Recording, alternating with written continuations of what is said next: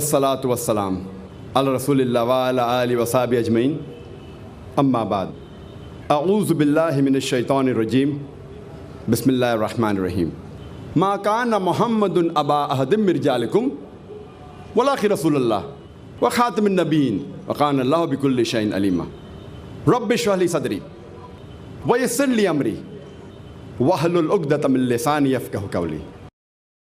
மதிப்பிற்குரிய பெரியோர்களே, எனது அன்பு சகோதர சகோதரிகளே, இஸ்லாமிய முகமன் கூறி உங்கள் அனைவரையும் வரவேற்கிறேன்.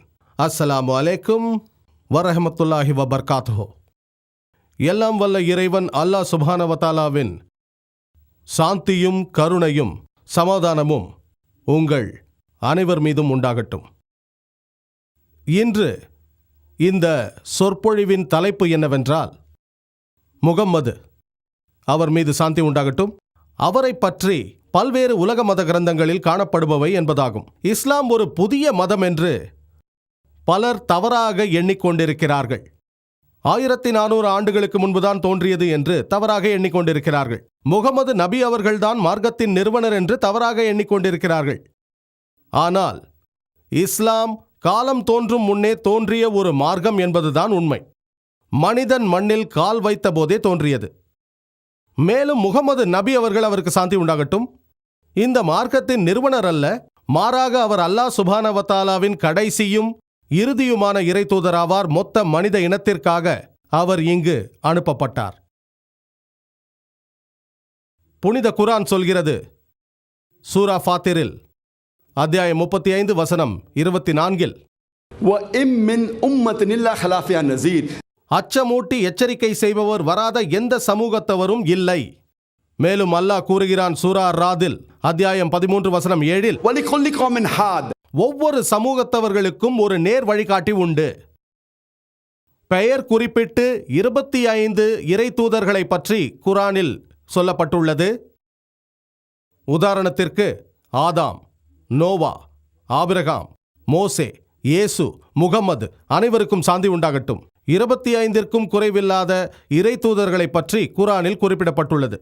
ஆனால் அல்லாஹ் மேலும் திருக்குர்ஆனில் கூறுகிறான், சூரா அன்-நிசா அத்தியாயம் 4 வசனம் 164, மேலும் சூரா காஃபிர் அத்தியாயம் 40 வசனம் 78, திட்டமாக நாம் உமக்கு சில இறை தூதர்களின் வரலாற்றை பற்றி கூறியுள்ளோம், மற்றவர்களை பற்றி கூறவில்லை. அப்படி என்றால் எல்லா இறை தூதர்களின் பெயர்களும் குர்ஆனில் குறிப்பிடப்படவில்லை. மேலும் நமது அன்பிற்குரிய முகமது நபிகள் கூறினார். ஆதாரப்பூர்வமான ஹதீஸில் மிஷ்காத் அல் மசாபியில் கூறப்பட்டுள்ளது. பாகம் 3 ஹதீஸ் எண் 5737, நமது இறை தூதர் முகமது நபி அவர்கள் கூறினார்கள், அல்லாஹ் சுப்ஹானஹு வ தஆலா சுமார் 1,24,000 இறை தூதர்களை பூமிக்கு அனுப்பியிருக்கிறானாம். ஆனால் 25 தூதர்களின் பெயர்கள்தான் குர்ஆனில் குறிப்பிடப்பட்டுள்ளது. ஆனால் கடைசியும் இறுதியுமான இறை தூதர் முகமது நபி அவர்களுக்கு முன்னால் அனுப்பப்பட்ட இறை தூதர்கள் குறிப்பிட்ட மக்களுக்காக அனுப்பப்பட்டார்கள். இறைவனால் இவர்களுக்கு அருளப்பட்ட செய்தியை ஒரு குறிப்பிட்ட காலத்திற்கு மட்டுமே பின்பற்ற வேண்டியிருந்தது. முகமது நபி அவர்களுக்கு முன்னால் வந்த எல்லா இறை தூதர்களுமே ஒரு குறிப்பிட்ட மக்களுக்காக அனுப்பப்பட்டார்கள். உதாரணத்திற்கு ஈசா அலைஹிஸ்ஸலாம், இயேசு கிறிஸ்து அவருக்கு சாந்தி உண்டாகட்டும், யூதர்களுக்கு மட்டும், பனி இஸ்ரவேலுக்கு மட்டும் அனுப்பப்பட்டார். அல்லாஹ் கூறுகிறான் திருக்குர்ஆனில் சூரா ஆல இம்ரானில் அத்தியாயம் 3 வசனம் 49, இயேசு கிறிஸ்து அவருக்கு சாந்தி உண்டாகட்டும், பனி இஸ்ரவேல், இஸ்ரவேலரின் மக்களுக்காக இறைவனால் தூதுவராக அனுப்பப்பட்டார். இதே செய்தி சூரா சஃப் அத்தியாயம் 61 வசனம் 6 கூறப்படுகிறது. இயேசு கிறிஸ்து அவருக்கு சாந்தி உண்டாகட்டும் பனி இஸ்ரவேலரிடம் கூறுகிறார், நான் உங்களுக்காக ஒரு தூதராக அனுப்பப்பட்டுள்ளேன். மேலும் இதே செய்தி பைபிளிலும் கூறப்பட்டுள்ளது.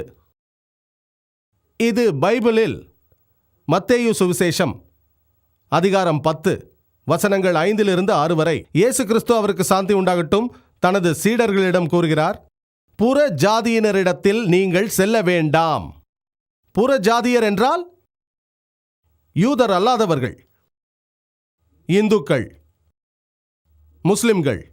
புற ஜாதியர் நாடுகளுக்கு போகாமலும் சமாரியர் பட்டணத்திற்கு பிரவேசியாமலும் ஆனால் காணாமல் போன ஆடுகளாகிய இஸ்ரவேல் வீட்டாரிடத்திற்கு போங்கள் என்று கூறினார். இதே செய்தி மறுபடியும் சொல்லப்படுகிறது. மத்தேயு சுவிசேஷம் அதிகாரம் 15 வசனம் 24 இயேசு கிறிஸ்து அவருக்கு சாந்தி உண்டாகட்டும் அவரே கூறுகிறார், காணாமல் போன ஆடுகளாகிய இஸ்ரவேல் வீட்டாரிடத்திற்கு அனுப்பப்பட்டேனே அன்றி மற்றபடி அல்ல. இதன் பொருள் திருக்குரான் மற்றும் பைபிளின்படி இயேசு கிறிஸ்து அவருக்கு சாந்தி உண்டாகட்டும் இஸ்ரவேலர்களுக்காக மட்டும்தான், பனி இஸ்ரவேலர்களுக்காக மட்டும்தான் அனுப்பப்பட்டார். ஆனால் முகமது நபி அவர்களுக்கு சாந்தி உண்டாகட்டும் கடைசியும் இறுதியுமான இறை தூதர். திருக்குரானின் வசனத்தை கூறி என் பேச்சை நான் ஆரம்பித்தேன். சூரா அஹ்ஸாப் அத்தியாயம் 33 வசனம் 40 அது கூறுகிறது, மா கான முஹம்மதுன் அபா அஹதும் மின் ரிஜாலிக்கும் வலாஹி ரசூலுல்லாஹ் வ காத்தமின் நபியின் வ கான அல்லாஹு பிகுல்லி ஷைஇன் அலீமா. முகம்மது அவர்களுக்கு சாந்தி உண்டாகட்டும் உங்கள் ஆடவர்களில் எவரொருவருக்கும் தந்தையாக இருக்கவில்லை. ஆனால் அவரோ அல்லாவின் தூதராகவும் இறை தூதர்களின் இறுதி முத்திரையாக இருக்கிறார். மேலும் அல்லாஹ் எல்லா பொருட்கள் பற்றியும் நன்கறிவான். முகமது நபி அவர்களுக்கு சாந்தி உண்டாகட்டும் எல்லாம் வல்ல இறைவனின் இறுதி இறை தூதராக இருந்த காரணத்தினால் அவர் முஸ்லிம்களுக்காகவோ அரபு மக்களுக்காகவோ மட்டும் அனுப்பப்படவில்லை. அல்லாஹ் சொல்கிறான் திருக்குரானில் சூரா அல் அன்பியாவில் அத்தியாயம் 21 வசனம் 107 வமா அர்சல்னாகா இல்லா ரஹ்மத்தல் லில் ஆலமீன். நாம் உம்மை அகிலத்தாருக்கெல்லாம் ஓர் அருட்கொடையாகவே அன்றி அனுப்பவில்லை என்கிறான். எல்லா படைப்பினங்களுக்கும் அருட்கொடையாக, மானிட சமுதாயங்கள் எல்லாவற்றிற்கும் அருட்கொடையாக அனுப்பப்பட்டுள்ளார். மேலும் அல்லாஹ் சொல்கிறான் திருக்குரான் சூரா சபாவில் அத்தியாயம் 34 வசனம் 28 வமா அர்சல்னாகா இல்லா காஃபத்தல் லின்னாஸ் பஷீரோ வ நஸீரோ. நாம் உம்மை மனிதகுலம் முழுமைக்கும் நன்மாராயம் கூறுபவராகவும் அச்சமூட்டி எச்சரிக்கை செய்பவராகவுமே அன்றி அனுப்பவில்லை. ஆனால் மனிதர்களில் பெரும்பாலோர் இதை அறிய மாட்டார்கள். முகமது நபி அவர்கள் அவருக்கு சாந்தி உண்டாகட்டும் இறுதி இறை தூதராக இருந்த காரணத்தினாலும் அவருக்கு பிறகு வேறு இறை தூதர் வரப்போவதில்லை என்ற காரணத்தினாலும் அவர் வெறும் முஸ்லிம்களுக்காகவோ அரபு மக்களுக்காகவோ அனுப்பப்படவில்லை, மொத்த மனித இனத்திற்காகவும் அனுப்பப்பட்டார். புனித திருக்குரான் எல்லாம் வல்ல இறைவனின் வார்த்தைகள் என்று நாங்கள் நம்புவதினால், இறுதியாக இறக்கி அருளப்பட்ட வேதம் என்று நம்புவதினால் குரான் எதை சொல்கிறதோ அதை நம்புகிறோம். ஆகவேதான் முகமது நபி அவர்கள் அவருக்கு சாந்தி உண்டாகட்டும் கடைசியும் இறுதி இறை தூதர் என்பதையும் மொத்த மனித சமுதாயத்திற்காக அனுப்பப்பட்டார் என்பதையும் நம்புகிறோம். ஆனால் முஸ்லிம் அல்லாத பலர், பொதுவாக முஸ்லிம் அல்லாதவர்கள் திருக்குரான் இறைவனின் வார்த்தைகள் என்று நம்புவதில்லை. ஆகவேதான் அவர்கள் முகமது நபி அவர்கள் அவருக்கு சாந்தி உண்டாகட்டும் கடைசியும் இறுதியுமான இறை தூதர் என்பதையும் மொத்த மனித சமுதாயத்திற்காக அனுப்பப்பட்டார் என்பதையும் நம்ப மறுக்கிறார்கள். என் தயவின் மூலம் நீ எங்கிருக்கிறாயோ அங்கேயே வைத்து உன்னை பரிசுத்தப்படுத்துவேன் என்றார். பிறகு ஒரு மனிதர் வானவர் ரூபத்தில் ராஜாவிடம் வந்து சொல்கிறார்,